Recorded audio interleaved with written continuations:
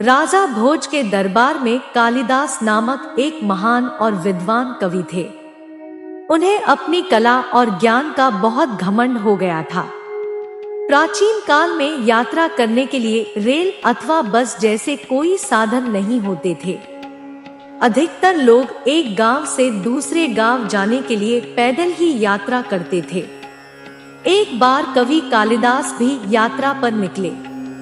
मार्ग में उन्हें बहुत प्यास लगी। वह अपनी प्यास बुझाने के लिए मार्ग में किसी घर अथवा झोपड़ी को ढूंढ रहे थे, जहां से पानी मांगकर वह अपनी प्यास बुझा सके। चलते चलते उन्हें एक घर दिखाई दिया।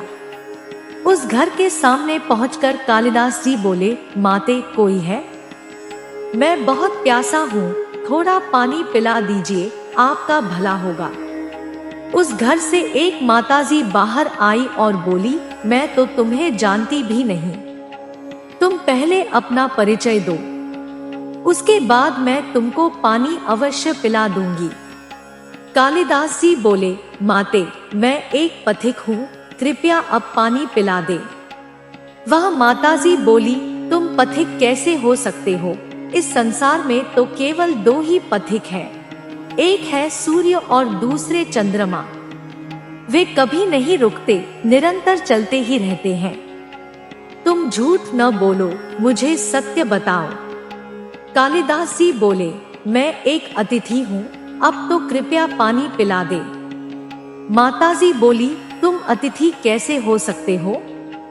इस संसार में केवल दो ही अतिथि हैं, पहला है धन और दूसरा है यौवन। इन्हें जाने में समय नहीं लगता। अब सत्य बताओ, तुम कौन हो? कालिदास जी प्यास के कारण और तर्क से पराजित होकर हताश हो चुके थे।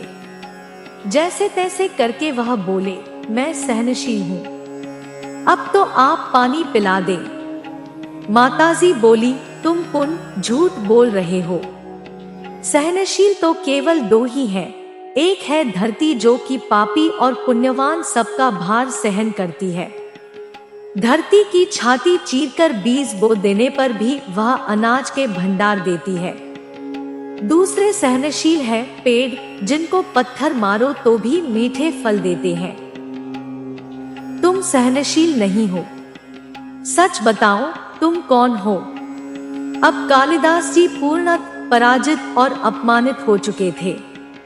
वे बोले, मैं मूर्ख हूँ।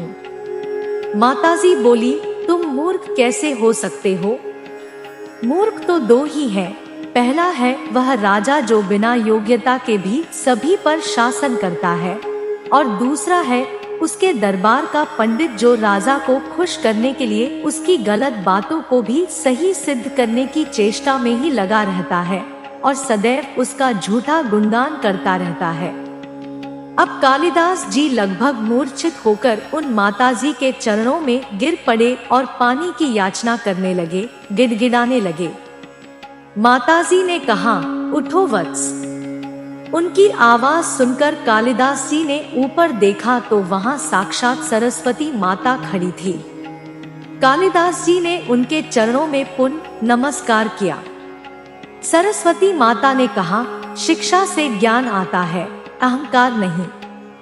तुम्हें अपने ज्ञान और शिक्षा के बल पर मान और प्रतिष्ठा तो मिली, परंतु तुमको उसका अहंकार हो गया। इसलिए मुझे तुम्हारा घमंड तोड़ने के लिए, अहंकार नष्ट करने के लिए मुझे यह लीला करनी पड़ी। कालिदास जी को अपनी गलती समझ में आ गई और उन्होंने सरस्वती माता के चरणों में शरण जाकर उनसे क्षमा मांग ली। माता सरस्वती ने उन्हें आशीर्वाद दिया। कालिदास जी ने वहां भरपेट पानी पिया और वह अपनी यात्रा पर आगे निकल पड़े। इससे हमने क्या सीखा? अपने ज्ञान और विद्वत्ता पर कभी घमंड नहीं करना चाहिए। घमंड हमारी विद्वत्ता को नष्ट कर देता है। आपको हमारी इस वीडियो कैसे लगे कमेंट में बताएं। हम आपके लिए ऐसे बहुत आध्यात्मिक रोचक वाला वीडियो लाते रहेंगे। आप हमारी इस वीडियो को लाइक, शेयर करें और हमारी इस चैनल को सब्सक्राइब जरूर करें। धन्यवाद।